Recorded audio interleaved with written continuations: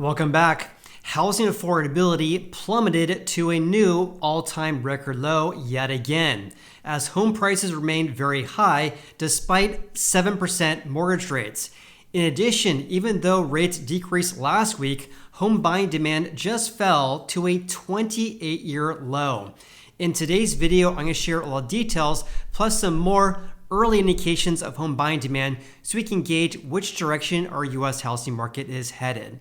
So thank you so much for joining me in today's video. I appreciate you, and let's go ahead and dive right in. Let's first talk about this huge decrease of housing affordability, all-time record lows for data that goes back to the year 2000, according to data analytics giant Black Knight here.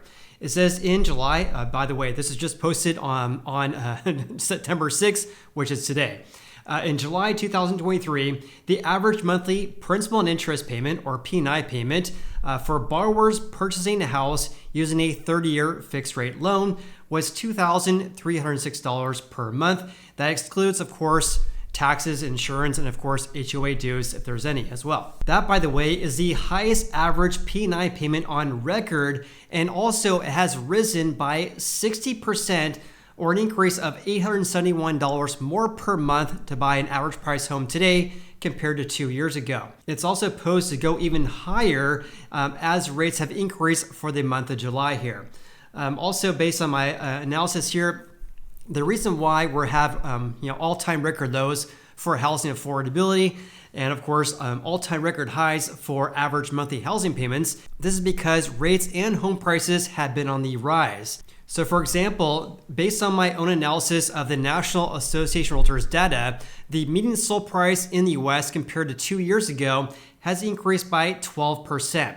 So home prices have increased, but also rates have been on the rise as well. 2 years ago, your average 30-year fix was around 3%, and as of today, it's around 7.1%. And that, of course, is why the average monthly housing payment has increased by 60% over the past 2 years. Also, check this out, because more than half of July purchase originations, these are people buying houses using loans for the month of July, had a payment of more than $2,000 a month. That's up from just 18% 2 years ago. So 2 years ago, only 18% of people buying houses had a payment more than $2,000. Now it's more than half the share right now. Also, nearly a quarter, or 23%, have a housing payment more than $3,000 compared to only 5% in July of 2021. So because we have all-time record lows for housing affordability, it makes sense that applications for home loans have been decreasing as well here. So according to the MBA, as of today, which is September 6th here, applications decreased by 2.9% from 1 week ago. And this report here covers the week ended September 1st. They talk about the refi index decreasing by 5% from last week and also fell by 30% from 12 months ago.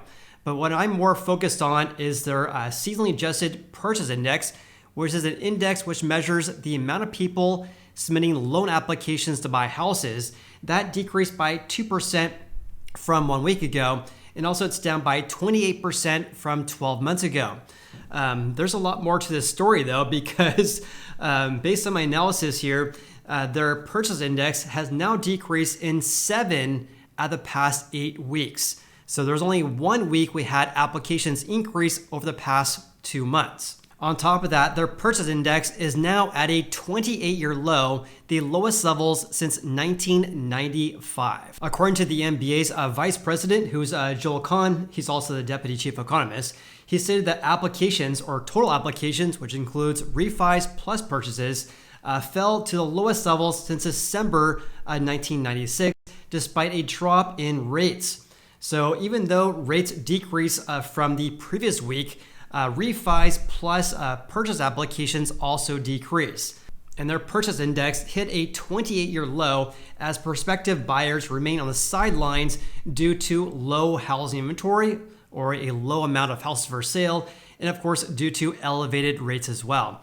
I will say here it's also due to a lack of housing affordability as well, due to the rise in prices and of course the rise in rates as well. Speaking of mortgage rates, it says here the 30-year decreased to 7.21% last week, but of course remains very much high compared to 1 year ago, up by about 1 percentage point.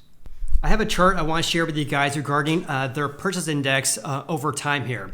Again, this is a measure of the amount of people submitting loan applications to buy houses. So here's a look at their purchase index over the past 1 year. The orange line is rates, average rates. I believe that's according to weekly rates according to Freddie Mac. So of course, as you can see here, ever since really the start of the year, rates have been more or less on an upward trend. And therefore, of course, the purchase index has also been decreasing as well. It makes sense that given the rise in rates, of course, fewer people are submitting applications for home loans. When we zoom out, let me exclude rates. When we zoom out over the past 5 years, you can see how we've been seeing this decrease really ever since January of last year. On top of that, the current levels right now are lower than when we had the pandemic shutdown, which is pretty astonishing given the fact that back in April 2020, we had more or less stay-at-home orders across the United States. So of course, there was a giant decrease of the amount of people submitting loan applications. So it's pretty telling here that we have their index right now is lower than when the world was shut down here. Just pretty crazy. Also, when we zoom out, going back to the year 1990, you can see the differences over the past several decades here. The peak was more or less in 2005-ish when the index was 529. Now their index is actually less than 150. So the demand right now for home loans is at very, very low levels, the lowest levels in about 28 years, going back to 1995. Going back to the MBA's report here, it says the refinance share of activity decreased to 30%. This is pretty astonishing given the fact that rates are so much higher now compared to a year ago, that out of all the applications right now, 30% of those are doing refis and 70% are doing home purchases. Also, the shared here, the adjustable rate mortgage share, or the ARM share of activity, decreased to 6.7% of total applications. So this is good. We want to see people who are doing applications for home loans, whether it's a refi or a purchase, we want to see those being a 30-year fixed or a 15-year fixed and not an adjustable rate mortgage share. And by the way, this report here covers about 75% of all U.S. retail residential mortgage applications here. So let's also talk about rates today as well. According to the Mortgage News Daily, this was actually on, when was this? On Tuesday, actually. So on Tuesday, rates increased by 13 basis points to 7.21%. I would imagine that the Mortgage News Daily is going to up this to about 7.25% by this afternoon. At the time of filming this video, they haven't posted today's rates, but I'm guessing it's going to be around 7.25%. I'll have my editor add that rate right up here, whatever the rate is today, according to the Mortgage News Daily. So there's a few things I want to touch on because rates have very much been on an upward trajectory ever since really August here. So for example, out of the 31 days in August, rates increased for 25 of those. So rates only decreased 6 days in the month of August. And now they have been above 7% on average ever since July 27th this year. So more than a month of rates in the range of 7 to 7.5%. Looking at rates 1 year ago, average 30-year rates was at 6.02%, an increase of 1.19 percentage points over the past 12 months. I also share multiple sources regarding rates though. So according to Investopedia.com, as of today, which is actually today at the time of filming this video here, average rates are at 7.68%. Here's another report I want to share with you guys as well though, because this is a very, very big change compared to the past couple of months here. This is the number of real estate showings according to showing time across North America. These are a measure of people or a measure of agents showing houses for sale to their home buyers. And this is a very big change compared to just a few weeks ago, actually. So for the week ended, when was this? The week ended September 5th, home showings decreased by 15.7% compared to the first week this year. Compare that to last year, it was a decrease of 20%.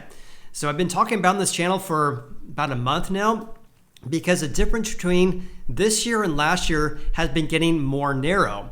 So let's just look at August 5th, for example. August 5th, we had a decrease of 5.8% last year, but an increase of 7.3%.